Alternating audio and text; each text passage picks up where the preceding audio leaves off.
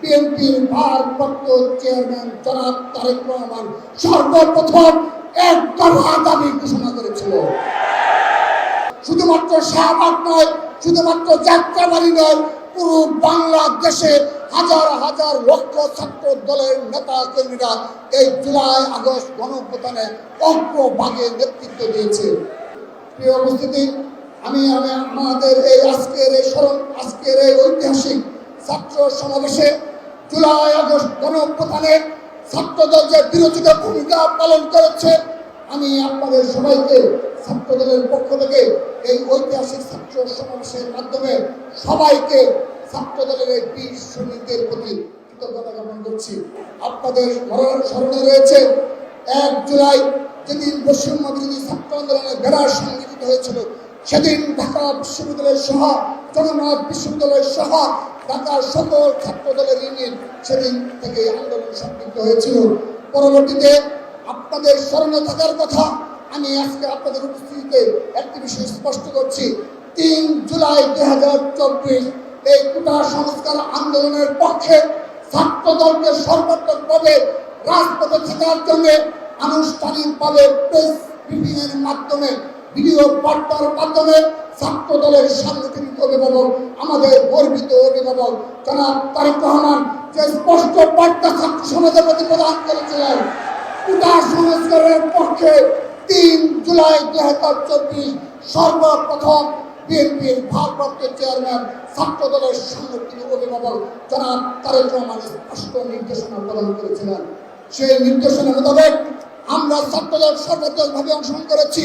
স্মরণে রয়েছে এই শাহবাগে যেদিন বাংলা ভোটের পালিত হয়েছিল 7 জুলাই, সেই 7 জুলাই অগ্রভাগে নেতৃত্ব দিয়েছে ঢাকা বিশ্ববিদ্যালয়ের ছাত্রদল।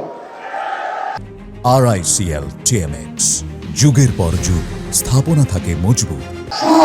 সকল ঢাকার সকল ইউনিটের নেতৃবৃন্দ, আমরা যেদিন 8 জুলাই বৈষম্য বিরোধী ছাত্র আন্দোলনের 65 সদস্য বিশিষ্ট কমিটি গঠন করা হলো, সেই কমিটি গঠনের পর থেকে ছাত্রদল আনুষ্ঠানিকভাবে সর্বাত্মকভাবে শুধুমাত্র ঢাকা বিশ্ববিদ্যালয় নয়, শুধুমাত্র শাহবাগ নয়, শুধুমাত্র যাত্রাবাড়ি নয়, পুরো বাংলাদেশে হাজার হাজার লক্ষ ছাত্র দলের নেতা কর্মীরা এই জুলাই আগস্ট গণঅভ্যুত্থানে অগ্রভাগে নেতৃত্ব দিয়েছে।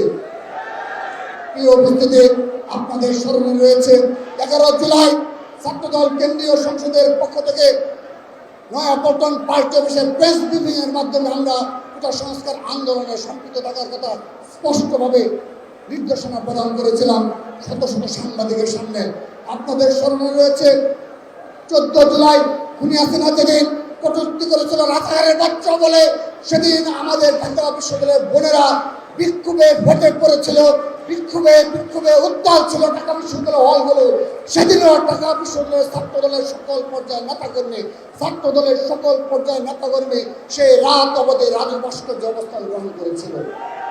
প্রিয় উপস্থিতি, এই কটূক্তির প্রতিবাদে 15 জুলাই সারা বাংলাদেশের সকল শিক্ষা প্রতিষ্ঠানে রাজপথে ছাত্রদলের প্রতিবাদ কর্মসূচি ছিল। সেদিন ছাত্রলীগ সন্ত্রাসীরা নৃশংস হামলা চালিয়েছিল, বিশেষ করে ঢাকা বিশ্ববিদ্যালয় আমাদের বোনদের উপর যে হামলা চালিয়েছিল, সেটি আজও জাতির কাছে তারা দিকচিত হিসেবে হয়েছে। অতঃপর 16 জুলাই ছাত্রদল আনুষ্ঠানিকভাবে আবারও প্রেস ব্রিফিং এর মাধ্যমে সকালবেলা পরবর্তীতে বিক্ষোভ মিছিলের মাধ্যমে স্পষ্ট করেছিলাম যে এই কোটা সংস্কার আন্দোলন আমরা সর্বাত্মকভাবে অংশগ্রহণ করেছে। আমি আজকের এই ঐতিহাসিক ছাত্র সমাবেশে আমি একটি বিষয় সবাইকে মনোযোগ সহকারে স্মরণ করিয়ে দিচ্ছি। 16 জুলাই যেদিন আবু সাইদকে এবং আমাদের ছাত্র দলের অন্যতম নেতা শহীদ ওয়াসিম আকরামকে হত্যা করা হলো, সেদিন রাতে 16 জুলাই 2024 আমাদের ছাত্র দলের সাংগঠনিক অভিভাবক বিএনপির ভারপ্রাপ্ত চেয়ারম্যান জনাব তারেক রহমান সর্বপ্রথম এক দফা দাবি ঘোষণা করেছিল। তিনি বলেছিলেন এই কোটা সংস্কার আন্দোলনের মাধ্যমে রাষ্ট্রের সংস্কার হবে না। তিনি বলেছিলেন খুনি হাসিনার অবশ্যই পদত্যাগের মাধ্যমে এই ছাত্র জনতার আন্দোলন সমাপ্তি টানতে হবে।